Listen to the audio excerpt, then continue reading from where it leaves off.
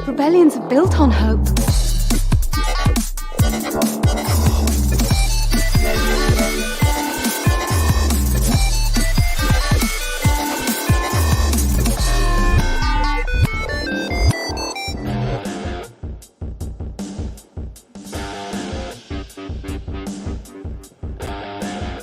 And welcome to another episode of Radio Rebellion, a Star Wars podcast. I'm your host, Alberto Calderon, and joined as we have since I don't know when, by our co-host, Oti.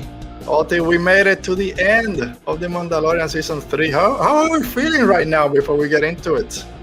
Man, I'm sad. I don't know what I'm going to... Well, I know what I'm going to do the next Wednesday. It's Ted Lasso Day still. But, it's kind of leaving an empty hole in my heart. Yeah. Until August. Ted Lasso was pretty good. I watched the episode last night. It was pretty good. Very good. It was very good. All right, well, we'll get into that. But yeah, Season 3 of The Mandalorian came and went pretty quickly. I know it's been 8 weeks. We didn't get 2 episodes like they've done for The Bad Batch, for Obi-Wan Kenobi. I think even Book of Boba Fett, maybe having it at the same time as, maybe not Book of Boba Fett, but you know. Yeah. Having it at the same time with Bad Batch, maybe everything went by quicker. But we'll get into it. Full disclosure, we're recording this on Thursday. It will still come out on Saturday. Yay! I'm going to miss the chat, but yeah. Yeah, no chat. I know Mo. I get a message from Mo, and she says she's not here with us tonight. But she'll be here in the replay later. But things happen. You have a work thing, which it's fine. It works for me also because I have one of my brothers-in-law is coming with his family on Saturday night. So maybe as we're getting into it, I get a whole other family jumping into my house with 2 kids are the same age as my kids. So it's going to be pandemonium. So it all worked. I think it worked. Oh, my God. All right. So even if we're not live, as always, guys, thanks for joining us today. If this is your first time watching us, thank you. Make sure you subscribe to our channel. We got a lot of fun stuff coming. Don't comment on the chat, but let us know in the comments below what you thought about the episode. What is it? 23, chapter 23 of The Mandalorian. That return. We're gonna get deep into it. The finale for season 3. Let us know what you guys thought about the episode, the whole season. Give us a thumbs up. Of course, I won't be able to remind you since there's no live chat. And we'll probably release the audio portion of this on Saturday also. Instead of waiting until Monday, we'll release it Saturday. But I'm just going to give a tease of something that's coming up because I don't want to jinx it. It's not 100% confirmed, but just a quick tease of something that might happen here mid-May. We're still ironing out the dates. But we're close to getting one of the authors from the High Republic to be here with us live to discuss their newest book. So if you're a fan of the High Republic, make sure to join us in the coming weeks when that announcement is going to be revealed. So are you excited, Oti, that we're... Oh, I'm nervous. I am very nervous. Not only our first, let's say, Star Wars guest over here, but to do the review of a book with the author is kind of nerve-wracking a little bit. Yeah, no, I hope I like it because you know me, I'm brutally honest. So, yeah. Knowing you, I think you'll enjoy this book pretty much. I've heard nothing but things about it. Yeah. I almost jumped the gun. Yeah. All right, so let's... But it's very exciting because, again, going to Celebration, seeing that panel with all the Luminous writers, I feel like I could talk with any of them about Star Wars for hours. So I'm very, very excited. It's going to be interesting. So hopefully maybe next week I'll know about the date and then we'll be able to reveal it soon. So we'll see. All right, so let's go because we got to do this. So if you guys are ready, I'm not ready. Let's talk Star Wars. And of course, it's Star Wars on TV. Star Wars on TV.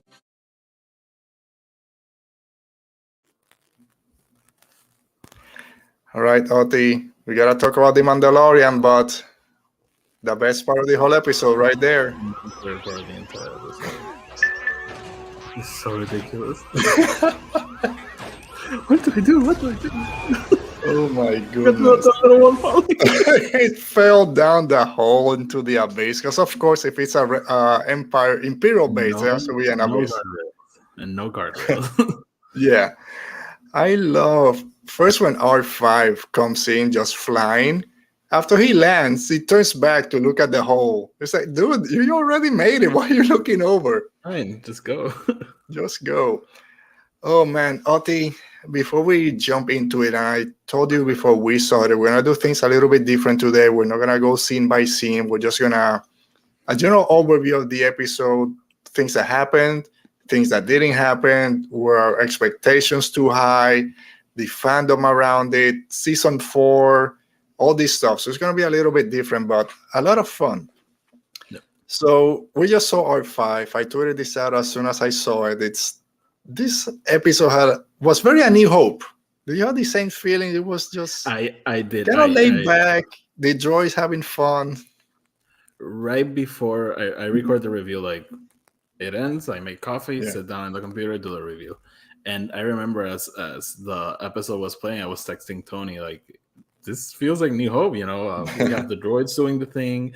Our main character is hiding from stormtroopers, the hallways. Like, I don't know. Even the whole thing with our main characters in trouble and the droid facing trouble themselves and having to figure it out. Like that, I love that. Yeah, it was very everyone in the garbage chute while C-3PO and R2 are trying to fix it. And even when Moff Gideon says, "Oh, I'll deal with it myself," or something like that, it's very Darth Vader. It's like, come on, I've seen this before, and I love it. Yeah, it even had vibes of Obi-Wan looking for Vader and the Death Star, and them like looking for each other. Yeah, very, very interesting. Before we jump into more specifics, did you enjoy the episode? And are you surprised with some of the reception out there in social media? I love the episode. Okay. The minute the episode ended, I was like, this is gonna be a problem because there was a lot of speculation going into it. I have a lot of thoughts on what Lucasfilm announced and how that might have affected the people's enjoyment of the episode. So I had that in my mind. So I don't think I was that surprised. I'm surprised of some of the criticisms and the people it's coming from. And again, we can get into that because I think people are like missing the point of some things. And it's people who don't usually do that. Like we know who to expect to do these things. Sure. So that's a little bit surprising to me. Not saying, hey, if you don't like the episode, I think that's a perfectly valid opinion. But I think that as people are getting into a discourse, I'm not really engaging that much with people being negative about it. But it leaves me a little bit scratching my head. Yeah, I'm happy that I've been busy at work these past 2 days to not be online that much and see as it's going down. I heard when I log in, I can see the overview of people complaining, the little pockets here and there. And a lot of the complaints are very similar. And a lot of the things that people love are very similar. And like you mentioned, are we let down by our own expectations? Did they play it safe with the finale? I think yes, can be the answer for both. But it's also what you bring into it. And we're going to get more into it. I said, I think this person is the spy, which didn't turn out, but we'll get into it. Or I think this person might show up. That didn't happen. If someone's going to die, I said probably not. It didn't happen. So was it safe? Yes. But at the same time, it's Star Wars. Let's start thinking about the movies because Dave Filoni is very George Lucas in the way he does things. George Lucas really didn't kill a lot of his main cast. And it is a happy ending. People complain about the end of Rise of Skywalker. Oh, she's alone. And back in the desert. Compare it to the end to Return of the Jedi when everyone's happy. Here we got a very happy ending. And people are like, oh, you suck. I mean, I don't want to get into Rise of Skywalker, but I don't think that's a sad ending. I don't think Rey's living in the I mean, everyone knows, but that's the easy point to make. Oh, she's back in the desert where she started. No, she's not, but that's a separate issue. It's if you don't like the episode, and I'm gonna shout out Maggie here. She talks about some of her complaints relating to some missed opportunities, perhaps. And I can totally see that. I sometimes get frustrated when a show or a movie has like something right there that they can just like knock it out of the park, and they just like turn around and do something else. So again, that if that bothers you, that I think that's perfectly fine. I there were some things that I would have loved them to do, but I just love what they ended up doing, that I was fine with it. Yeah, Maggie, I love when Maggie's here, and also and all those people, because they usually bring a different perspective than the one I have, and usually they're on point. And like you said, Maggie, who works with Collider, great weekly reviews of The Mandalorian and all the Star Wars shows. And I read her review after I finished watching the episodes, and really, I agree with, I think, all of her points, but I still enjoy this episode. Like, yes, they could have done all that and maybe made more sense, but I enjoy myself, which is what I want when I'm watching The Mandalorian, which I said before, it's not that deep of a show. I know there's some things behind it, Yeah, but it's a very simple show, and I like when it kind of hits those beats.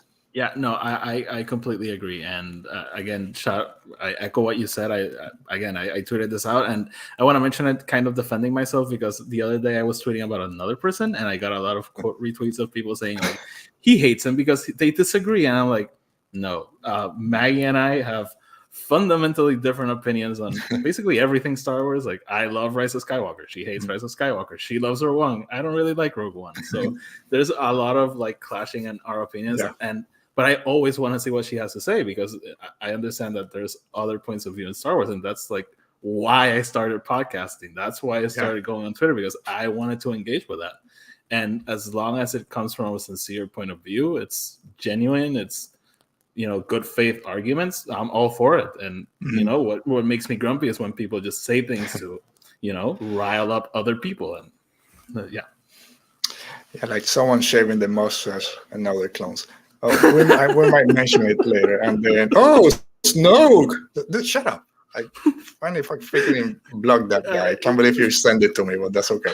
But we're just going to mention that when we get to Moff Gideon and his clones. But I know we went, at least the two of us, we didn't have high expectations of all the cameos are going to show up. We say Luke is not going to show up, Ahsoka's not going to be here, maybe Boba Fett because he's a Mandalorian, but we weren't expecting all that. But for the main fandom out there, if they're coming with what has happened, episode 1 was the reveal of the Darksaber, which for big nerds like us, we understand what this is. Most people won't know what the Darksaber was at that point. Luke, of course, big reveal, everyone loved it. I understand. Has Star Wars been building itself up to have a big reveal at the end, that's why people just were let down because they were expecting it? And then from there, we can jump into the spies.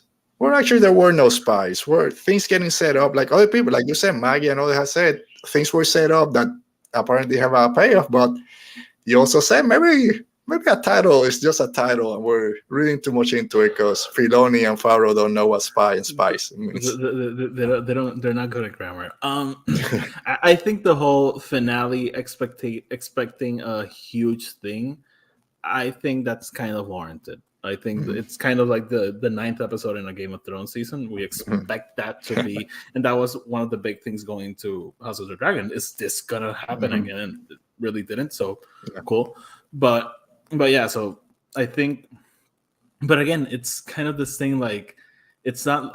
Well, they kind of did, because I think it was Brendan Wayne who was like, "Oh, you're gonna regret this," and I was like, "What are we gonna regret?" But so. I think that's like warranted. The whole spice things, again, that I'll just say that episode is terrible, like poorly titled. Like, and if Dave, Rick, and Favreau want to come out and explain why, well, I'll be all ears. But like, why? Just call it Return to Mandalore or something. I don't know. But yeah, no, that I think that was very poorly titled. I mean, and again, I think it's warranted to expect that they were gonna make a bigger reveal. Maybe the spies, they'll say, the Shadow Council, they're the spies because they're hiding out. Which not really. I can make my own connection that it's probably the network of spies in the New Republic from the Imperial Army, but that's not what the episode's about. So no. If anything, the converts should be the spies, because that's when we see that there's bigger things at play. But whatever. Yeah. So let's talk about the spies real quick. We spent, I don't know, like 50 minutes last week about all the theories, the armorer, Axe-Wolf, even freaking Griff Karga with the bottle from Kurosan. Everyone's a spy. And I went on Twitter, it's Axe-Wolf. I have pictures because everyone on the fleet command don't have helmet. This is all coming to it. Somehow he's getting back into space. And there's no spies. No spies. Are you surprised? Where are you? Okay, this is when the reveal is coming. When he finally showed up in Fleet Command, it's telling everyone get back on the gauntlets, which was a great scene. And like, here it comes. It's gonna be the armorer, and then hey, Bo-Katan, it's me. I got the reinforcements. I'm like, oh, okay, no spies. No spies. No, when Bo-Katan's like talking to Axe as he's going to the ship. I was like, the minute she finishes, he's gonna be like, "I know, princess," and start like shooting everyone in the ship or something. Yeah. Like I was expecting something like that, and it didn't happen. And he's like, "Evacuate!" And he's like, "Oh, he's gonna start attacking them now." Yeah. The TIE fighters arrive and start shooting him. Like, I'm thinking he's not the spy. and then I was like, "Oh, but the armor." She said she was going there and she wasn't there. And they didn't show her. Like, it's the armor. Where is she? And all of a sudden, like, I have the reinforcements. So I'm like, who's the spy? I was like very nervous. I was like waiting for it until like the very end. Yeah, once he said, "Oh, I'm bringing the ship down. Get out of the way." Okay, I guess there's no spies. No, when they started bombing the cruiser, it's like, okay, I guess it's not it. It's clearly not him. But even though I said we're not gonna go scene by scene, that scene with all the Mandalorians jumping out of the cruiser in their jetpacks, entering the gauntlets, and then all going down, that's top tier Star Wars. I love that. That's like something I love in filmmaking and TV shows overall. Something that's like a cool shot but doesn't really make that much sense. And I love that visual of the gauntlets going down and 5 seconds later the TIE intercepted. But I was like, how come they didn't crash if they weren't like seeing each other, and if they saw each other, why didn't they start attacking each other? Like, it's been like a second literally. Yeah, I thought about it the first time. Then the second time, I mean, there's interference, so maybe they couldn't see each other, or the radars aren't working. But I'm sure if they look out the viewport, they probably saw them. So again, very surprised that there weren't any spies, as we were all waiting for it. Didn't change my overall enjoyment of the episode, but I understand why people at this point are starting to feel a little bit, okay, they're missing something. Then the other big thing we've been talking about for a whole week, who's going to die? Din Djarin is going to die, because Brendan Wayne said, don't ask for more, you're going to regret it. And again, we spent a lot of time here talking, is it going to be Bo-Katan, which a lot of people thought, the armorer. I thought maybe Axe-Wolf, because we had Paz Vizsla die last week. No deaths. I just mentioned that Filoni is very George Lucas, so doesn't surprise me that he didn't kill a main character. Same thing, are you surprised that we didn't get, even if he's a secondary character, apart from Moff Gideon and that mouse droid that fell over the cliff, no one really died on the people that we know. That broke my heart. Let me address two things. That thing you mentioned with Dave Filoni, I'm a firm believer that Star Wars, no matter what, always has to end on a positive note. Always. And even Andor, I was like a little bit nervous where Tony Gilroy was going to leave us, seeing how the show was progressing. And I loved that finale because, again, it was just like this outburst of energy and excitement. And even at the end, it's this hope that Andor finally commits to something. So again, I'm not surprised that it ended on a happy note. And again, that doesn't mean that you can't kill anyone. I think, for example, Rise of Skywalker, Ben Solo dies. I was heartbroken. Please don't attack me. But no, but I think that movie still ends on a positive note. So even Empire Strikes Back, which is the dour one, it still ends on a positive note. So again, I have no issues with that. Regarding the tweets from again, it was Brendan Wayne, right? Yeah. They always say a movie is written 3 times: when you write it, when you record it, and when you edit it. And it's very possible that they recorded scenes that did not play out as they had in originally planned. So maybe they had a vision of what the episode was that isn't what it ended up like coming out. So many of these actors don't see the episodes until they come out with us. So it happens. Yeah, I don't just think ask Matt Smith and Rise of Skywalker. I thought we weren't going to talk about Rise of Skywalker. I want to say, and again, I love the Rise of Skywalker. I really enjoy it. I've said it almost every episode. I don't know how movies are made or TV shows. I'm not in the writer's room, so whatever. I would think that if, let's say, there's a big death or a big reveal in the finale and they cut it out, that the actor involved in it might have an idea that they might tell him, hey, this thing that we shot, it really is not going to happen. But again, they weren't going to kill Ben, so they wouldn't tell Ben. But everyone thought this is called the Mandalorian. It's not the Mandoverse movie; it's the Filoniverse. So stop saying that they're not going to. The Filoniverse. Dude, I got a tweet like that when I tweeted out Din Djarin, the most popular characters right at this moment in Star Wars. They're not gonna kill him. One of the tweets that I got is not called the Mandoverse movie. They're calling it the Filoniverse. And like, dude, you're calling it the Filoniverse, okay? No one is calling it the Filoniverse. Shut up. I think Kathleen Kennedy said something like the Mandalorian storytelling or something like that. Okay, all the stories.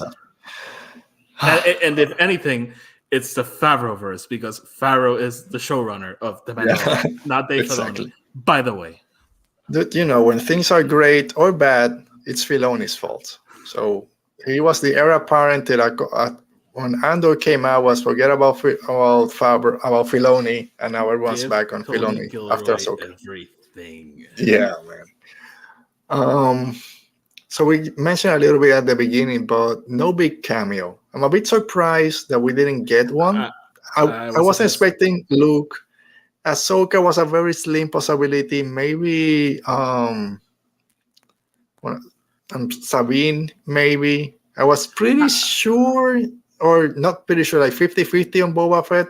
But I'm surprised that no one else, that they didn't call someone to help. I was 100% sure Thrawn was going to show up. Yeah, also as a hologram, or maybe we actually saw him. I was very surprised that did not happen. And again, that goes to my point. I think it wasn't a mistake that they announced it, but the timing of celebration and showing the images and everything, I think led to people's expectations. And I tweeted this out, and I will probably go back to it again. But the Ahsoka trailer is an Ahsoka trailer, not a Mandalorian season finale trailer. So because I've also seen people like, and again, I think we're gonna address this later, but the entire season, Alberto, this show is very unfocused. It's not focused on the main story, on Din Djarin and Grogu. This finale is very much focused on Din Djarin and Grogu. Oh, they ignored the bigger story at play. It's like, what the do you want? Dude, it doesn't matter. And we mentioned it last week. Well, let's talk about it. It's we always have to find, by we I mean the overall Star Wars fandom needs to find something to cling on to complain. Because for weeks it's been saying this show it's unstructured, like you said. They don't know where they're going. And we mentioned last week, like everything is coming to play. All the Coruscant subplots are coming to play. The Darksaber and rejoining the covert, all is coming to play now to the finale. And when it finally hits and it's 90% Din Djarin and Grogu, all this stuff that they've been setting up, where is it? Well, you hated that stuff. It still played out. It just didn't play out the way you wanted it to play out. Like, and I was gonna say something, but I forgot. So go ahead. I was gonna leave this for later, but since we're kind of talking about it, was the finale rushed? I don't mean that it was 40 minutes long, because I think it played out great. But there were some things that kind of, like you said, could have gone a little bit longer. Like Dr. Pershing, we don't know where he is. Is he dead? Is his mind scrambled eggs? What happened? The Darksaber, it got destroyed, wasn't mentioned anymore later. They retook Mandalore. They relighted the Forge. Okay, that's it. So some things that might have maybe been extended to kind of give more lore didn't really come into play. You think they rushed it, or is it okay because we gotta finish up with the Din Djarin storyline? So, I, okay. So going back to what I was saying, Mhm. I think the season is very focused, and again, I think it pays off everything it sets up. Is it bumpy? Does it like stumble a little bit with setting those things up? I think it does. So Yeah. I may get that complaint with the rushing thing. That, for example, the whole Dr. Pershing thing, like where is it? Oh, Yeah. he'll be fine, maybe someday. Like that, those things are a little bit weird, but I think that's an execution issue, not a setup and payoff issue. Sure. So because I never thought that Dr. Pershing was gonna have like this massive moment, like, oh, Mhm. here's my clone army. Like that's not where he is. So Yeah. um again, I don't think it was necessarily rushed. I think it was a little bit sloppy, perhaps. Mhm. And the whole retaking of Mandalore, I can see people saying it was rushed. It was 2 episodes, maybe 3 would have been cool. I don't know. But again, I kind of think that if in next season we have Bo-Katan being like, "Hey, there's still some Imperials we have to take out around here," people will be like, "They solved that last season." Yeah. So again, sure, whatever. I will say I always expected the reunification of Mandalore to be like this big, massive event, Mhm. and this was like maybe a condensed version of that. But again, and here, my Star Wars having fun brain, it was Yeah. so freaking cool. Like that shot of Bo-Katan with the dark saber with legions of Mandalorians behind, I and the was. armor with her tools, like that was so freaking cool. And then the ship crashing, and I Mhm. we'll get to that, but I love the fight with Gideon. I love that fight. I love what Mhm. it means. I love how it was played out. That I wouldn't take it away. Like I'm fine with what we got. Someone get the Armora blaster for next season. She can just keep going with her cooking tools and just Hey, head she, bashing. she she's getting better and she's getting a little bit more progressive, but she still likes her ancient tools. Yeah. Let's. I didn't know she knew how to fly a ship. She's flying the gauntlet. I didn't know she had a jetpack. She's jumping out of outer space and then just Yeah, bashing people, which is great to see. Like you said, yeah, it's this awesome. episode, I love the Mandalorian. I understand for a lot of people, Star Wars has all these deep meanings that they connect with, which I do in some instances. Everything has to do with the Force. If this was a Force heavy show, maybe I'm more critical. But at the end, are you here to have fun, right? So you just sit back and enjoy 40 minutes of Star Wars television. And in that sense, you can't say that we didn't get it. I understand people wanted to create this whole kind of bigger thing behind Star Wars because there is that connection where you start breaking it down by layers. But it's never, at least for myself, has never been, apart from Andor, has never really been upfront. You gotta piece the layers little by little. It's always about hope, like you mentioned, trying to have that happy ending. I said I love the High Republic, but it needs to end up on a hopeful note. And we got that with this episode. That if we start going into like the cult thing that we mentioned before, this was came more from the fans. All those deeper meanings, it's gonna be difficult to end on a happy note, hopeful note that the general fandom will be excited for. So I did enjoy that aspect of it. I'll push back a little bit with that, Alberto. I think that you could still go with some of those scenes and still end on a positive note. But and I will also push back on. I think those big themes are there. I Mhm. just think they're not what people what wanted them to be. And I don't think the message of the story is cult good. Like many Yeah. people are tweeting out. Mhm. For me, that's like saying the message of Last Jedi is destroy the past, which it definitely isn't. um, so, so yeah, and again, I think everything is on display with that fight at the end. Like Mhm. how I think the message of this entire season, and this is why I think it's very focused, and I think it's been the overarching story. Mandalorians are stronger together. Bo-Katan literally looks at the camera and says that. Yeah. And again, how did they defeat Gideon? Together. How did they defeat the Praetorian Guards? Together. How did they take back Mandalore? Together. So again, that's the way I see it. I think Yeah. again, Bo-Katan looks at the camera and says it. So Praetorian Guards, Oti.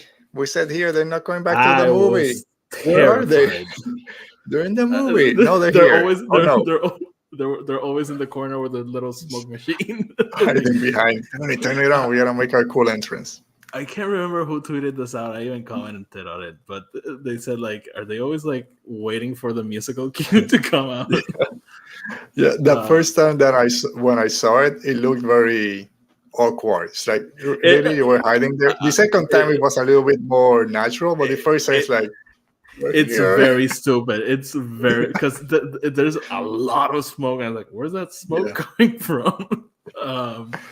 But I bet I was terrified. The minute they showed up, I was like, "Are they gonna kill Din? Like, are they?" And then when they go against Grogu, they are really like they go straight to slamming him and destroy. And he's just laughing around.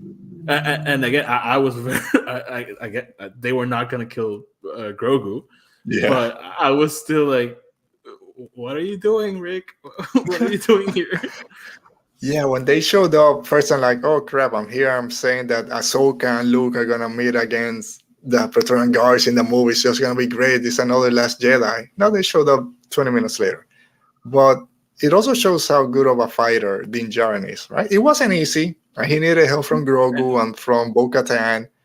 It wasn't that, I love how he John Wicks his way to Moff Gideon, by the way. No weapons, and he's slowly like, oh, that scene awesome. Which leads to this one.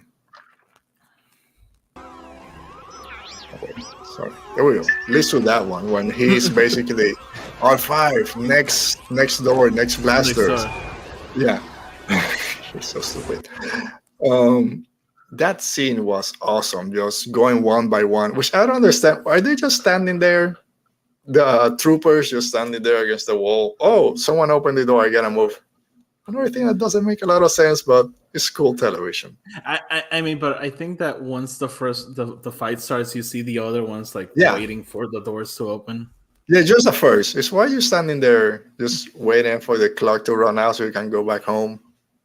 Right, maybe they could just get paid to be there. Just stand there. And what else? Got a little tube for food like Andor. They just connected. So two things. No helmet removal. One thing I was sure was going to happen. So surprised we didn't get. I was disappointed by that a little bit. Yeah. But then I'm just going to give, which we haven't mentioned too much. You mentioned it a couple of times this episode. Brendan Wayne and Lateef Crowder. The people behind the armor, basically. The actual Mandalorian. Yeah. This season, you saw a lot of Din Djarin action fighting. Not just shooting blaster, but hand-to-hand combat with the Darksaber, with freaking club and a shield that we saw this episode. Those guys are great. Great actors, great stunt performers. They deserve all the credit they're getting this season. Yeah, no, I think they're finally not finally. I think for the last seasons they've been getting that love. Like I think ever since people like realized Pedro's not really there, people like then started looking, okay, then who's playing this character? And again, the last two celebrations they've come out to stage and they've been part of the panel, which I greatly appreciate. So. All right, so Moff Gideon was his plan. He wanted to get Grogu in season 2. Finally, season confirmation. 1. Yeah, I mean, season 1, we knew they wanted Grogu. We didn't know who. Then we knew in season 2 that he wanted him. Is cloning? Why they're gonna do another Yoda? Is this to build Palpatine? Snoke? What's going on? No, I just want to have Force-sensitive clones of myself. Are you surprised by this plan? It has nothing to do with Snoke. He kind of told the Shadow Council, cloning is your thing. You're the one obsessed with cloning. I'm doing my own thing. I'm cloning myself over here. Because he's a Darksider and he's a liar. I was not surprised by this at all. I think I mentioned this on my last week's review and on my podcast that I thought that this might be where this was going. And again, this for me is like I love it when we see the dark side on non-Force users, and for me, this is like the embodiment of the dark side. Yeah. Last season, it was like, oh, we figured out that the problem with stormtroopers was a human element, so we removed it. And here's Gideon, like, the problem with the dark troopers is that they weren't me, and now I'm gonna make an army of myself because it's all about me. He's a great villain. I understand why Oh some yeah, people I'll might miss him. maybe didn't like the ending of it, but since in season one, he was pretty terrifying. Just standing there, going Din Djarin, naming him, and all this stuff. Great. This is Season an two, e-web. yeah, the Night of a Thousand Tears, Mandalorian Din Djarin to everyone. Oh crap, he has a name. And season two again, just torturing Grogu and everything that he was doing. And now coming to this point, like I've been trying to be the perfect person, right? For now, I got the Dark Trooper armor, but I want the Force. That's what I want. And you kill my clones, you bastard! They weren't alive, and you kill them. But Oti, if I don't know if you noticed, but someone sent me on Twitter a tweet from someone that said in season one and two, Moff Gideon had a mustache. Season three, the one that's talking about the clones, and the clones don't have mustaches. Is that confirmation that the Moff Gideon that was killed was a clone because he didn't have a mustache? And we've reached the point in Star Wars fandom when Henry Cavill was going to show up with some green tape on his upper lip so they can remove the mustache. Why did you send this to me? I'm angry now. I should have.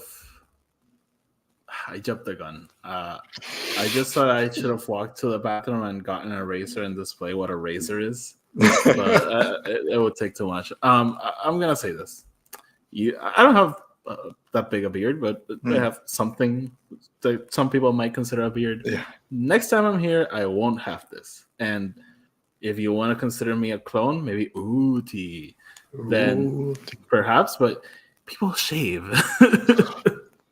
Dude, so stupid. Why are we doing this? It's like if you go back like 3 seasons ago, I have very short hair. 2 weeks ago, I'm complaining that my hair gets in the way. Now I have gel, so you can't see it. People change. I'm gonna shave probably on Saturday or Sunday. I'll shave. I usually have a Star Wars shirt. Now I have a red shirt. I'm on my work clothes. Who is this? He's not a Star Wars fan. Dude. Alberto. And then what was the other one? Snoke. So a lot of people, were those Snokes? Did we see Snoke in season 2? Freaking SWT, I'm not gonna name it. Oh, we saw Snoke in season 2. I saw some of the comments, and most people were telling him, dude, shut up, you're dumb. Look at the TV, you're dumb.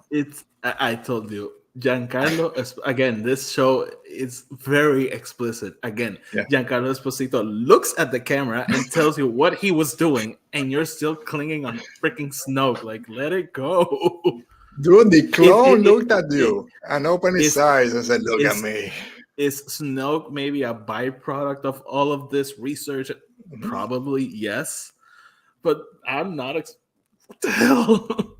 Like, people set themselves up for disappointment and failure and everything. Like, I'm sure when the show ends, they'll be like, they set up Snoke and they never paid it off. Like, oh man, so stupid. I finally just said, you know what? I can't with this guy. I don't even want to see anything that people. Yes. As Snoke would say, you're just a child in a mask with no mask. In a mask. So before we get to the fight with Gideon, Bo-Katan, Din Djarin, even Grogu, so you mentioned the Praetorian guards come in, start kicking Din Djarin's butt. Grogu shows up in his IG-12. No. Kind of pushes one of them away, but then they all rush to him and they hide behind this blaster door. So we finally saw Grogu do something this episode. I mentioned at the beginning, I mentioned for years now, don't bring Grogu back, we don't need him. First 2 episodes, I said, okay, he's doing stuff, he's using the Force, he's going to get Bo-Katan. Just been there the entire season. So was this enough to justify bringing him back for this season? I don't know if we talked about this way back when. I don't have a problem with him just being there and just being like a merch driver. I just was hoping for a change in the formula of we got to rescue the kid. Yeah. We got to keep him. Again, that's always going to be a factor because since his dad, he's going to keep him safe. But that whole subplot of we're in constant danger, I was hoping a shift in that, and we did get that. Like, that's not what the season was about. And I think that as the show progresses and we learn more about Grogu, he's gonna be a little bit more useful. And I loved how he was used in this episode. And I may be getting ahead of your notes, but he doesn't solve the problem. He just helps out. Yeah. And I was expecting him to just start choking the Praetorian guards and ripping them apart. And that's not what happens. And I love that it didn't happen because he was, again, probably without him, they would have all died. But again, yes. it was him and them together beating them. There's a shot where like Grogu lifts him and Din puts the gun under the helmet and shoots them. Like, oh, Yeah. it's so cool. Yeah, I mean, we got a little Rebels Kanan tribute at the end there with that fireball. Yeah. But I'll give you that. We didn't get, which was my big worry, another season of having to carry Grogu around. Oh, they're going to kidnap him again. And we didn't get that. Like you said, Grogu was there. And if we needed him to do very weird looking flips, we'll do it because it's fun. But he's not. The puppet being acrobatic is probably one of the silliest things the show does, and I love it. It looks horrible. It feels awkward, but I love it. I really don't care. I can do without it. I think it's the clothes. Just that clothes is not bendable. It's just they really need to give him something else. But again, I have the life size figure. Yeah. It's literally like seeing my toy. It has no mobility. Right? The 2 episodes ago with Lizzo and Jack Black, when he jumps, it still looks janky. So anyway, silly. So here his IG-12 gets cut into pieces. He's using the Force, which I thought he's going to use the Force to save Din Djarin, which he does, but not to the extent that I thought. I thought this is going to be the 2 years of training with Luke Skywalker are going to come into play. It didn't. He did what he needed to do. But him just jumping around those rafters, just kind of laughing like a kid would do while the freaking Praetorian guards are walking away. Stressful, but entertaining. And then we get the big fight with him and Din Djarin just going crazy, trying to get these Praetorian guards killed, which, like you said, just going John Wick on all of them. But so let's just go to the end. Actually, before we get to the end, don't worry about it. We'll skip that part. So let's get to the end. Bo-Katan, by the way. So let's get to Bo-Katan now. So, because I had something similar. So after Bo-Katan leaves with the other Mandalorians and the ones that they found in Mandalore, we say, hey, we have a place that we can hide out while we kind of regroup. They find this place, this not underground cave, or they really went to underground, but that they created this or grown a garden there, and she's very happy. Another point that shows that Mandalore is not petrified, it's not destroyed, you can rebuild and all that. But then again, they just move away from that pretty quickly. But just general thoughts on, I don't know what you have down there. Bo-Katan's whole arc through this episode, she's running away, trying to save the Mandalorians, and then, hey, we gotta do this, and that. Get everyone down here. We can't beat them on the air. We gotta beat them on the ground. And then, just like you mentioned earlier, perfect shot, takes out the Darksaber, which is not too safe at the beginning because you're just gonna whack someone. But then all the other troopers come out, and it's Mandalorian against those weird stormtroopers just going all out, which just, I remember seeing this in Rebels when the Mandalorians over there with Ezra in the jetpacks fighting stormtroopers in jetpacks, which is a great visual in animation. It was great again to see it yesterday in live action. And again, ending with when she finally confronts Moff Gideon. I've been saying since the very beginning that this show basically is reconciling live action Star Wars and animated Star Wars. So whenever we get those kind of like Rebels or Clone Wars shots, I get very happy. So yeah, very excited about that. And by the way, I love the whole grass thing and life finding a way, that Jurassic Park quote, because the environmentalist in me, like, cool.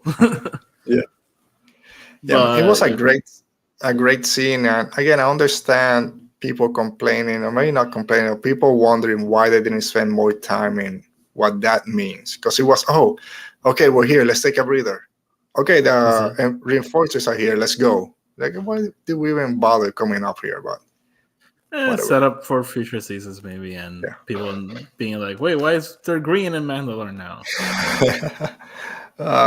It's like I don't even know what I was gonna say. But the big battle. So it all leads up to finally the big battle between Din Djarin, Grogu, and then Bo-Katan comes and freaking just bomb rushes. Like a badass. Freaking Moff Gideon in Yeah. his Dark Trooper armor. And then the big confrontation just between the two of them, because I know understand Din Djarin just wants to kill him. Like he tells Grogu, hey, we can't just keep going back and forth. We gotta end this now, because if not, it's just the same thing. But then Bo-Katan shows up and he's like, okay, give me the lightsaber. Basically, like, we've done this already. You. I'll give you a warrior's death. Mm-hmm. She takes on him alone, but I do like the shift here where she takes on him alone because she knows Grogu's in trouble, and she's like, goes. But I love, like, there's kind of a shift here if you think of last season finale where she's like, you leave Moff Gideon to me. Mm-hmm. And here she wins by, accepting help from Grogu. And again, that was about the Darksaber at that point, but going as people like to say, like, oh, they're reverting back. No one's reverting back. They're progressing in different ways that you wanted them to. But okay. But again, the fight was cool. Like, she was angry. She really wanted him. Yeah, some of those swings. I'm glad you have that Dark Trooper Beskar alloy armor, because your head was coming off. She wasn't holding back, which I love. And again, love Katie Sackhoff, all the action, the emotion that she puts behind it. Same as The Mandalorian. There's different actresses, and she's mentioned there's different actresses that play that, but she's there just doing the work, and it shows. Yeah. But that fight was great because, again, we're still not debating, but kind of, is she going to die? We don't know. She's going to have to sacrifice herself. When Axe-Wolf says, oh, I'm bringing the ship down, get out of there, they're not going out. They're still fighting. She's just going to have to hold him down and pin him under the ship. So it's very, not stressful, but it keeps you on the edge of your toes, especially when the Darksaber gets destroyed, right? He's basically has an android armor, that Dark Trooper armor, which just gives him extra strength and crushes the Darksaber. And at this point, okay, she's screwed, but like you said, Mandalorians are better together. It's like Caesar, ape, together, strong. Have that great battle there. I love those movies, by the way. Yeah, man, it's great, especially when they're used to just working alone. And this whole season, again, for people, it doesn't make sense. It hasn't been connected. The whole season has been of her accepting help from other Mandalorians that are not like her. And it all comes down to this. She literally starts the season moping alone in her home. Yeah. Where's our droid? Poor droid is dead over there. Oh, he wasn't caught. Oh, poor droid.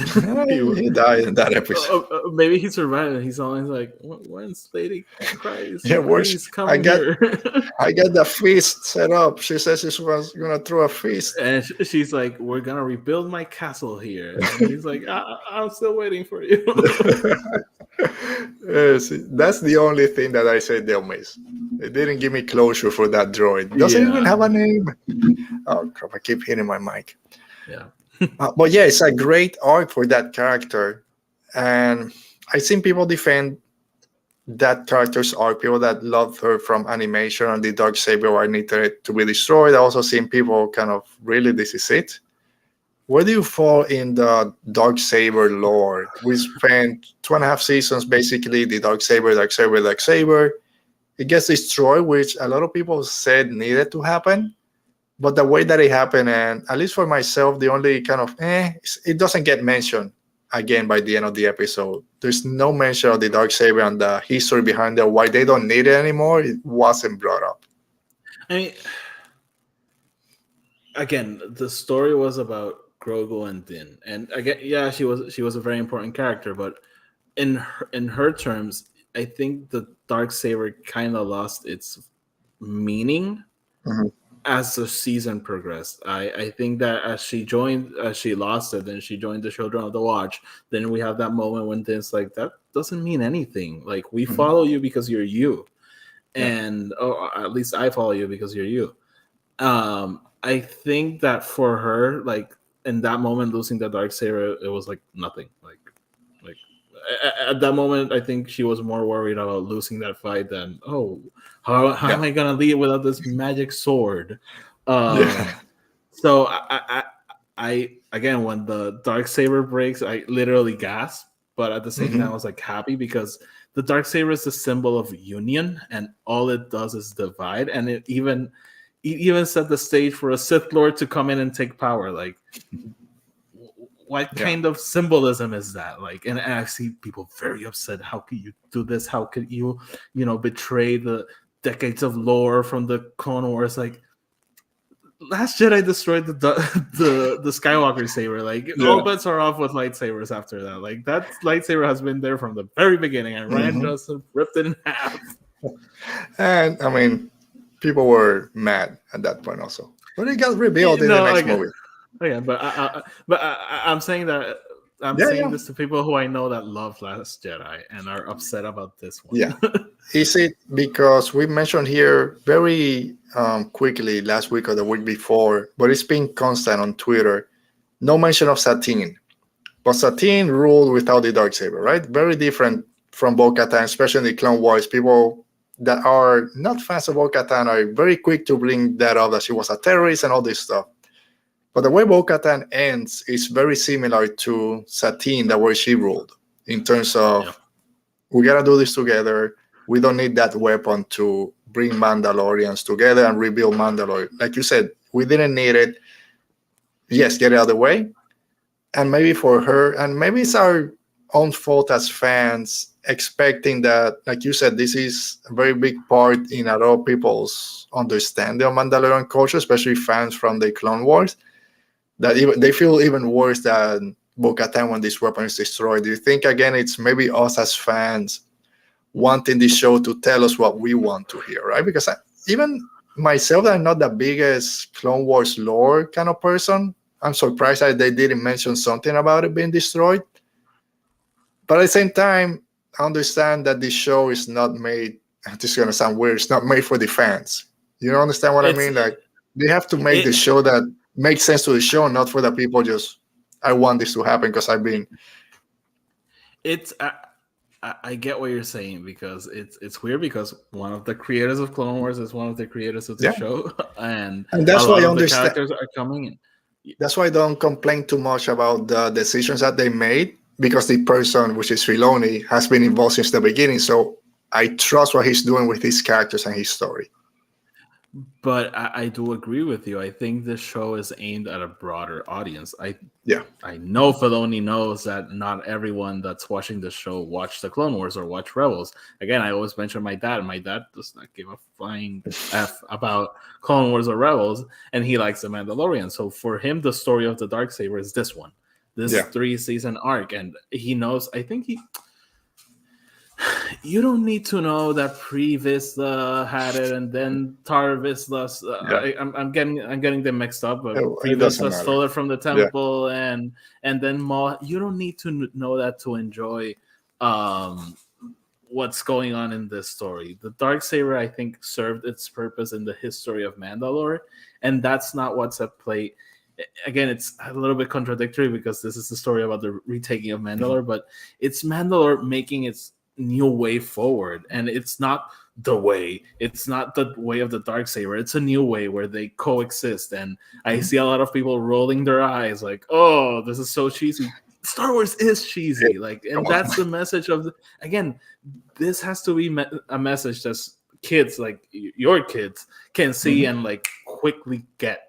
And not everything is Andor, where we immediately go like, this is Senator X from X state, and like not everything.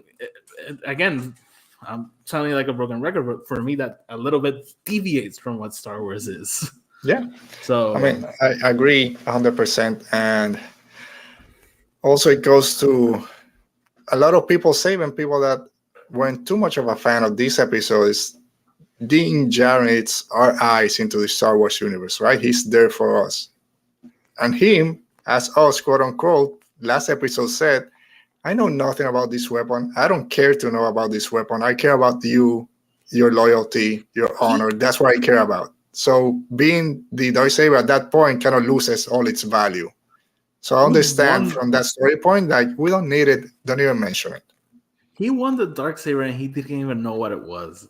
and he was like, "Oh, you wanted this? Here you go." And everyone in the room was like, "Nope." And he was like, "What's the problem?" Like he has no idea what this is all about. He almost probably just left it on the ship, and then someone had to tell him to go back and grab it. Quick parenthesis. I'm dying for like a cut of that episode where Luke goes like, "Is that a black lightsaber? Can I have that?" And then it's like, "Sure, here you go." And Bo-Katan's like, "No." Oh no, big grace. Why are you doing that, Darksaber? All right, so let's just go kind of to the ending, and then we're gonna go into some fan comments that got sent to us. I got about 8, and we'll go through them, just the overall view of the episode and the season. Din Grogu.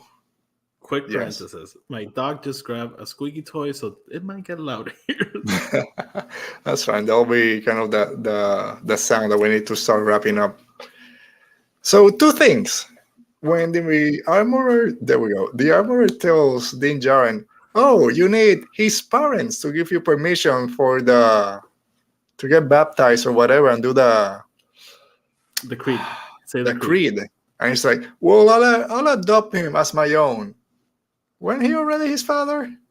Why are we doing this? I had the same reaction. I was like, "Wasn't this established already? Like, isn't he season 1? Like, isn't he a kid already?" Like, that was like a weird moment for me.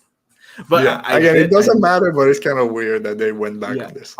You know what I did love, Alberto, and this is like, I don't know if it was, I'm thinking it was intentional because the armor has like a very consistent tone throughout the entire series, a voice tone.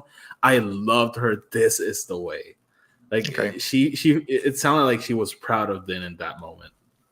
Okay. I don't know if you took it that way. I actually didn't even notice that there was a change. So when I watch it again, rewatch it. There's 100% a change. Din Grogu, not Grogu Djarin. I don't care. No, I really don't care. Come on, let's talk about it. Okay. Past Ragnar Vizsla. But I just tweeted that out so stupidly, and I have people telling me, "Well, actually, I think that it's past Ragnar of Clan Vizsla, because if you come from this side of Mandalore, there's just a joke." No, come on. I will say this, and I've seen people talking about this. You know, I sometimes feel like I'm like the international voice, even though I'm like an American also. But yeah, you're in Florida today, so yeah, you don't have a lot of Florida, man. You know, not every country uses the same. Not every culture uses the same naming conventions that we do. Something very interesting in Poland. They actually changed, like, when the wife takes the husband's name, they actually changed the last name to like a feminine. For example, there's a soccer player called Lewandowski. That's his last name. And his wife is Lewandowska with an A instead of an I. So again, if Mandalore has a weird naming convention, sure, whatever. This is the kind of thing that I would hope like maybe Pablo Hidalgo explains later on, because it is kind of weird. Yeah, maybe if we get a Galleries episode, they'll say what they went with it. But I will say, Din Grogu sounds a lot better than Grogu Djarin. So maybe it's just a marketing ploy to sell more toys.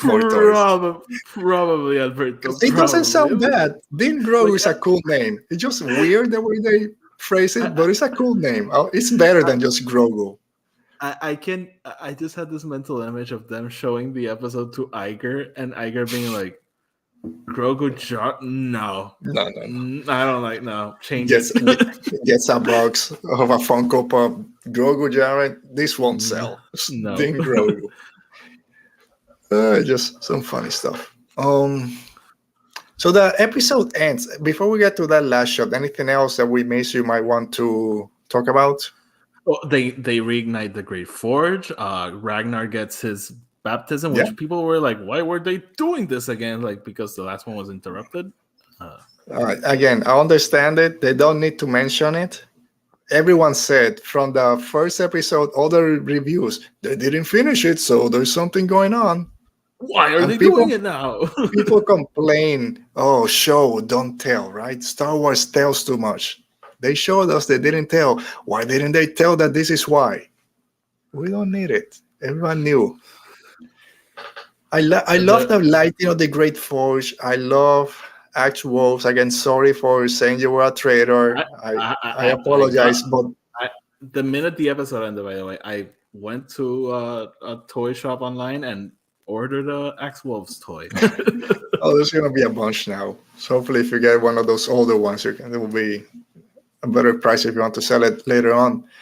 But I love the way, like you just mentioned, of the armor, the way she said, "This is the way," and it's not the first time that someone yells for Frodo or for something. The way he yelled for Mandalore those 2 or 3 times, and everyone behind it got me. That was great. Surprised that Din Djarin wasn't there, but I've always Yeah, said to no, me it because was. he wasn't there, and again I get it because to me, and I got a lot of not a lot, I got some pushback on Twitter the other day when I said Din Djarin doesn't want to lead, and everyone's saying that's why he's a great leader because he's the reluctant leader, but he's never shown that he really wants to have everyone We behind him. Even Jon he Snow put the Knights of the Watchtower behind him, and that's why people wanted him to maybe be in the Iron Throne. Din Djarin just wants to do his stuff with Grogu, and that's it. So he never wanted to be the leader of the Mandalorians.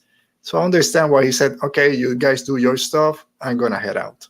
But again, for me, it's the same thing with Game of Thrones. Like Din Djarin said, I don't care about this. Like I really have no connection to this. And people are, oh, he's gonna be Mandalore. Oh, why isn't he No, Mandalore? And with Game of Thrones, it was the same thing. Jon Snow spent the entire show like, I don't want this. I don't want this.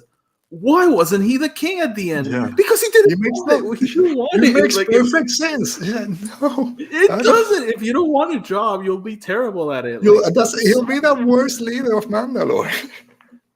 like, But and, yeah, so he goes to Navarro for Griff Karga saying, I finally got my Mandalorians, so they just left. But Din Djarin's back. I need to know who the contractor is on Navarro because they revealed pretty quickly. I need some of that Navarro money to build me a house back Alberto, here. he spent 6 months in a inn. You just didn't see it. Yeah, But probably that's what happened because again they yeah. built like an entire home. I It's a mean, small they got home, but a cruiser crashed on the city basically like 4 episodes ago. We're all living yeah. Oh, fine. and it's all rebuilt. Like, and again, Done. we made a point to talk about this. Like, Navarro takes a beating. Yeah. During the pirate episode, and No, it's it's fine now. back. I need those contractors. I gotta do my backyard. I need some help. Can we talk about the But Marshal? okay, let's talk about. So IG-11 is back with a new paint job with the head. Let's talk a little bit before he goes to Carson Teva. I'm guessing R5 told him where to find him. I'm bummed that we didn't get Seb in the background, but he goes to Carson Teva and We says, got "Hey, you Dave know what? Filoni. We got Dave Filoni dressed as Dave Filoni. Yeah, he was The just hat and there. everything. He didn't know they were shooting at that scene. Hey, I'm done. I got Moff Gideon before you. Haha. I want a job, but not really, just on a case by case basis. And you're gonna do it. You know you're gonna help me. I just want that droid's head.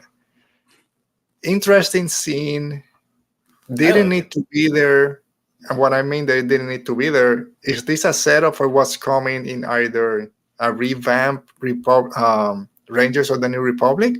Or is this a way to say, hey, when you see Din Djarin and Grogu in the Ahsoka show in Skeleton Crew, this is the way to get them in without really doing Hmm. everything else that we've seen in The Mandalorian? That's interesting. I could be 100. I saw all of this. Even the armor being like, now you have to take him on adventures. Like, Yeah. all basically go to season 4. Like, leave, go to season 4. But seeing how this show sometimes plays out, maybe this is something that happens in Ahsoka and Skeleton Crew, and season 4 is about riding Yeah. beneath the sword. I don't know. So interesting. Let's see.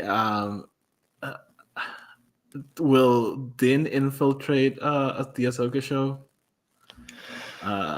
So when I saw it first, I thought, okay, they're trying to set up against Rangers of the New Republic, not him as part of a Ranger of the New Republic, because he said, I'll do it between jobs. I'm a bounty hunter by trade. So But I'm glad that season 4 they might touch on that a little bit.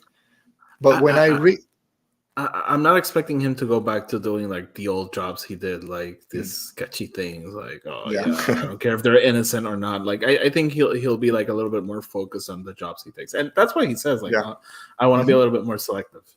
Yeah, but when I watched it again and then thinking, I think this is a way for him to show up in the Ahsoka show because there's gonna be we summon Mothma and the New Republic, so we know the New Republic is gonna be involved in this. They can call him. Carson Teva can be involved in something Republic-wise. I say, you know what? We're gonna need help. Let me call Din Djarin, and it makes sense. And Skeleton Crew, we still don't know too much about that show, but it's the same time period. They said that some characters are going to go back and forth. So to me, it's a setup to hey, when you see him, it's gonna make sense. It's not gonna be weird. Why is Din Djarin in another show? Oh, because the New Republic needs him for something. So I think that's we didn't get a post-credit scene. But this kind of like serves the same purpose, at least for myself. Yeah, no, I like that theory. By the way, I think that's a smart idea if that's what the intent is. Alberto, I'm gonna contradict myself. I think season 4 is gonna be filler, but filler is like a wrong word. I think it's gonna be a bridge because a lot of people have mentioned this, like this felt like a series finale, and I totally agree with that. But I think it's more like a closing of a chapter. Like I think basically, if I'm a huge Dragon Ball Z fan, so I think this is the end of the Moff Gideon saga, and now we're gonna go into the Thrawn saga, and this is gonna be the weird season in between where Goku goes to buy sushi or something, and that takes like 7 episodes if you know Dragon Ball Z. Yeah, but I kind of think the next season will basically be him maybe hunting down Imperial warlords and leading up to whatever the movie's gonna be. Okay, we'll come back to that point in a minute. So the finale or the ending, I guess, he finally has his house, chilling there, legs propped up on a table. You'll see when this comes out, is the cover for this or the screenshot for this episode. The thumbnail, sorry. And then Grogu, like a kid, just playing the mud with some frogs, just having fun. That made me happy, man. That's why everyone, including myself, this is a series finale. We know season 4 is coming. They mentioned it. I think they said it's already written. But if they said, you know what, we're canceling season 4 and we're moving to something else, it wouldn't disappoint me because it was a perfect ending for that story that this journey we've been going. It was a perfect ending. I completely agree. And it will totally be in line with everything that Filoni, Favreau, and have said and what Star Wars is. It's not a definitive ending for them. We know that they're going to be on adventures, but it's the ending of that story. And I'd be completely and totally satisfied with that. Yeah. And I love, again, a happy ending just after we got the heartbreak of Bad Batch. Again, I've said it's not my favorite, but it was a heartbreaking ending. That if they followed this season with a heartbreak or a cliffhanger with Din Djarin got his mind flayed, then it's not a hopeful Star Wars universe. So I'm glad that it ended this way. But then real quick before we jump to the fan comments, season 4. By the way, when they were like alone, I was thinking about Omera from the 4th episode of the show. Like, where is she? And, bring her back. Yeah, but for one second. I'm not gonna cheat on Norhal. I'm a Bo Din stan. Yeah, if Omera and Bo want to go at the same time, I'm not gonna say anything. This is Star Wars. People can do whatever they want, and even in real world, do whatever you want.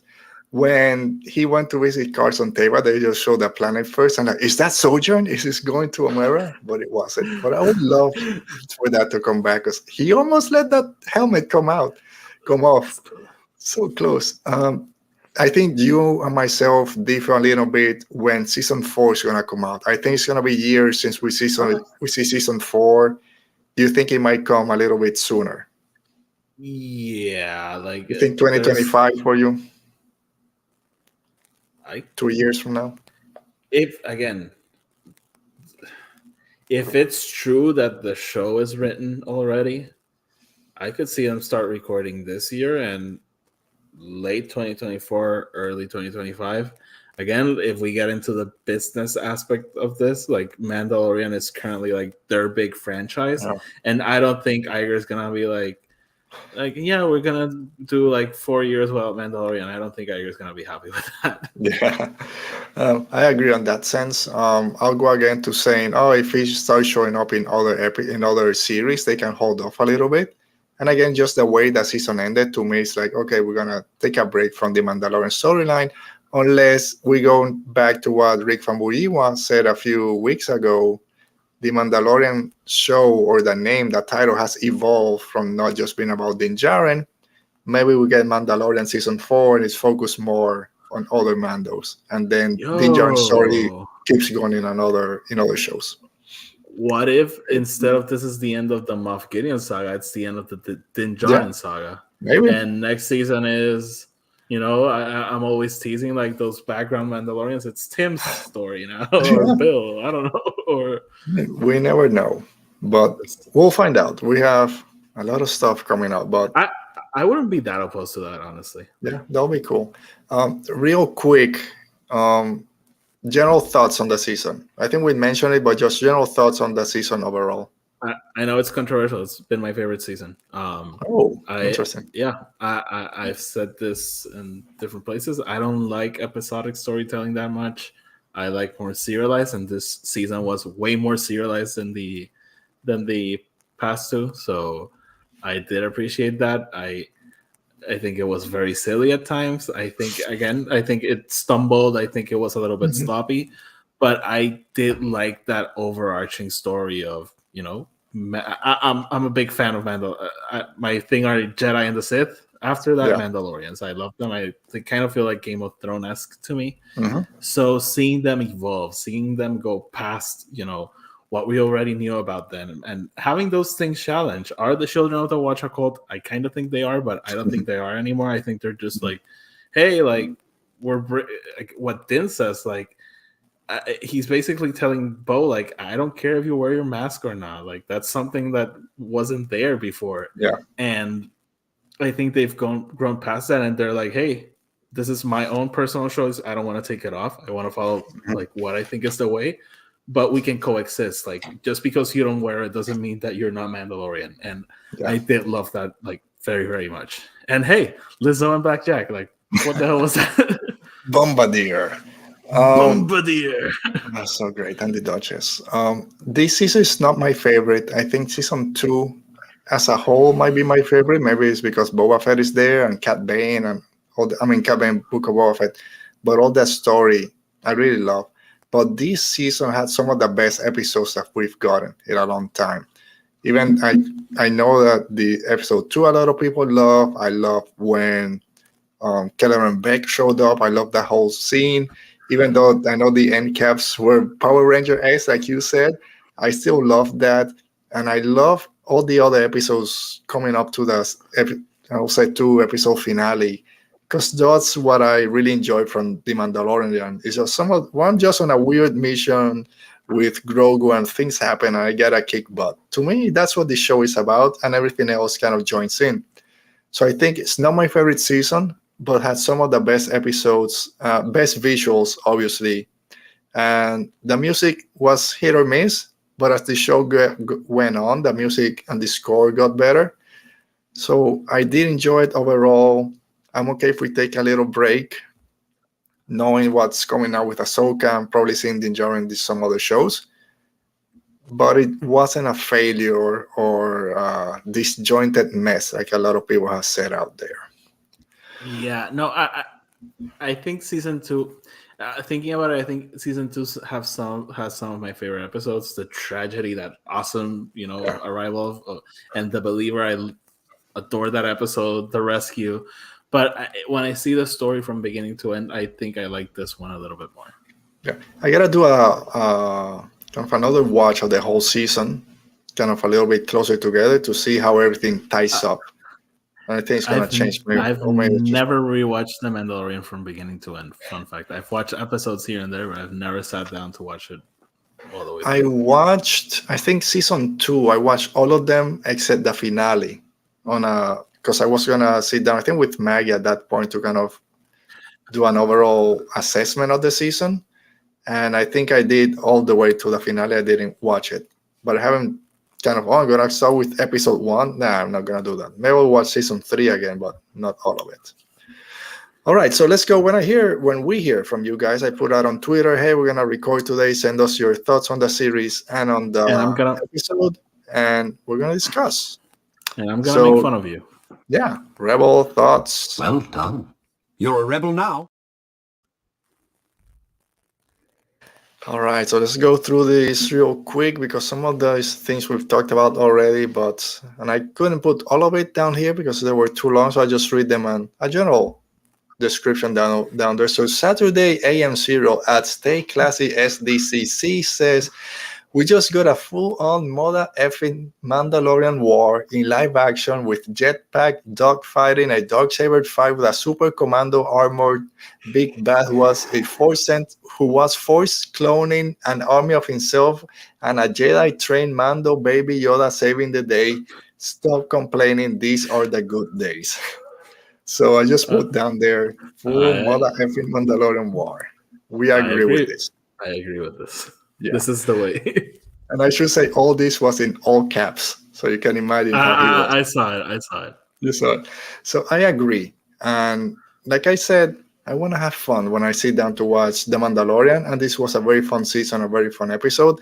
And when you read it like that, how can you complain? Come on, that's great. Yeah. Hey, I'm someone who constantly, complains about people who say like, oh, stop being so critical of that movie. Just turn off your brain. Like, I think good things, just because something is fun doesn't mean it doesn't have to be good. But I think this episode was good. So yeah. It depends what you're watching. If I'm watching, I don't know, a weird, scary movie, just turn off your brain. All right. Our friend Alan Chin at Alan Mychin wrote, love how Grogu's arc came full circle. This is his Mandalorian trials. He was able to confront his fear and use the Force to protect his family.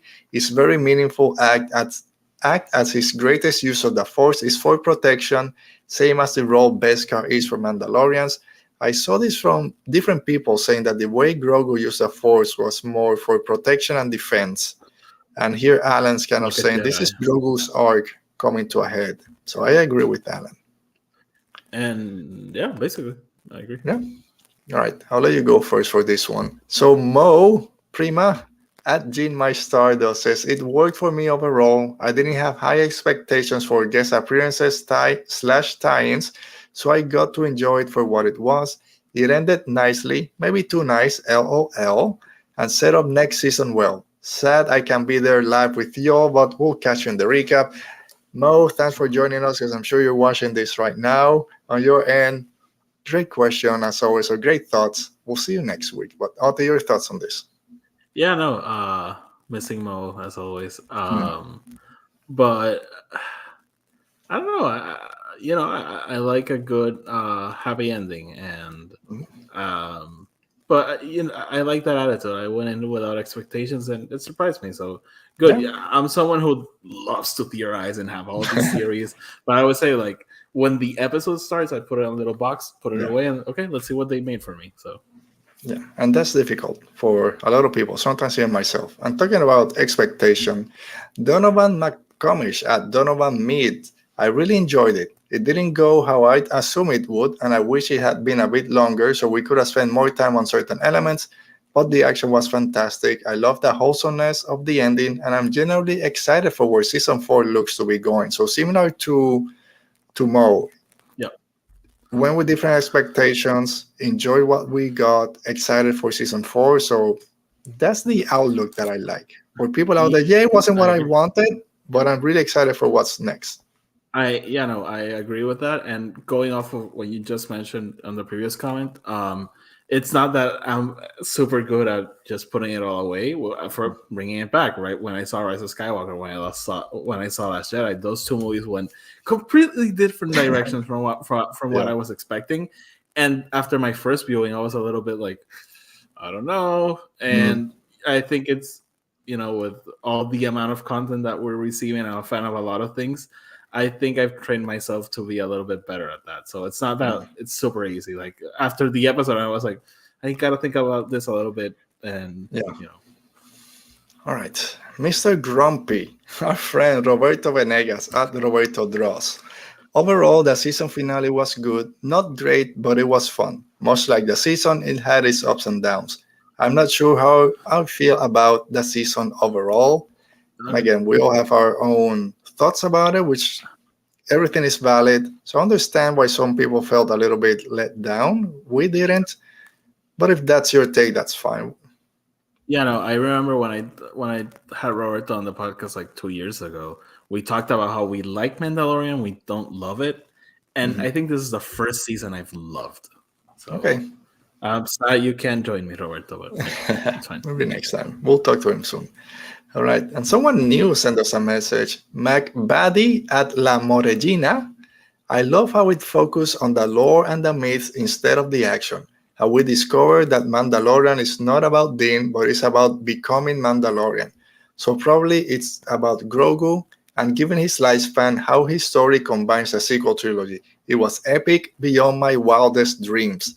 So a very different take from Roberto, and which this is why I love doing the show, why I love talking about Star Wars, why I love watching Star Wars. We all take different things from it. What didn't work for someone might have worked great for someone else. And thanks to La Moregina for her thoughts on this, because I love seeing this from people out there, especially with some of the negativity we hear sometimes. Love seeing this very positive outlook on it. Yeah, no, me too. And I love what you said. Like I think the episode is very action focused, but I think the action is in service of the lore and the story and the themes. So all right, two more. Another newcomer to show some guy out of context. I love it. At MonkeyBox1138. The whole season for me was a lot of fun. Silly, but at times chaotic, hard-hitting and dark, imperfect, but ultimately very Star Wars. The main thing I'll say is it was creativity through compromise. Actors availability being the main one.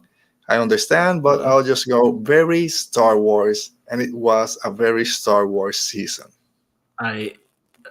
Isn't that what Star Wars is? Imperfect, but very Star Wars. Like, yeah, exactly. Go to the prequels, go to even the original trilogy, which are some of the best movies ever made. They're very imperfect. Imperfect. The sequel trilogy is like a little bit disjointed.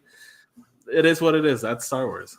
Yeah, it's a perfect coming from some guy out of context. The only perfection in Star Wars is the High Republic. The High Republic and Mr. Chaos on the cover. All right, and the last comment comes from our friend T. Laws at Tricia Laws. I love the finale, like really made me happy. The removal of a certain toxic artifact had me shouting with joy. It's about damn time. So good. Gotta love the destruction of the Darksaber. And again, most of the comments, even the ones that were a little bit down on it, did enjoy it to some extent. But most of the comments that we've got, at least, people really enjoyed this season and this episode. So I'm very happy to see this. Even if maybe we didn't connect with everything, knowing that a lot of the fan base did, makes me happy in general. So I'm like Din Djarin, just putting my feet up, drinking some spotchka. Yeah, I completely agree. All right, Oti, that brings an end to our episode and our coverage of Mandalorian Season 3. We'll be back. Are we back next week? I think we'll be back next week. Yeah, I'll be here. I don't know what we're talking about. Maybe we'll just do an overall where the new shows are coming. What can we expect? I don't know. Our favorite Mandalorian helmets. Oh, that might take a while. Our favorite lightsabers breaking. Oh, man. No, we might just do kind of a look ahead of what's next for Star Wars TV, at least live action. I don't know. We'll talk in the next coming days. All right, Oti, for the people out there that are not watching us right now, where can they find you? You can find me over at Twitter and Instagram. Oh yeah, please. I don't want to say. Sorry. Okay, you can find me over at Twitter and Instagram at EP Star Wars, whatever it says down there. So. All right, so for me, you can find us again at Radio Rebel Pod on Twitter, Instagram, and there you are. Twitter, Instagram, and Hive whenever I get to it. Thanks for joining us. Oti, before you leave, I'm going to put this one more time just so you can go with your guy there. Does it show up? Oh, no, I removed this. Sorry, here we go. There he is. So thank you, guys. We'll see you next week. And as always, stay safe. I'm back. Be safe. And may the force be with you.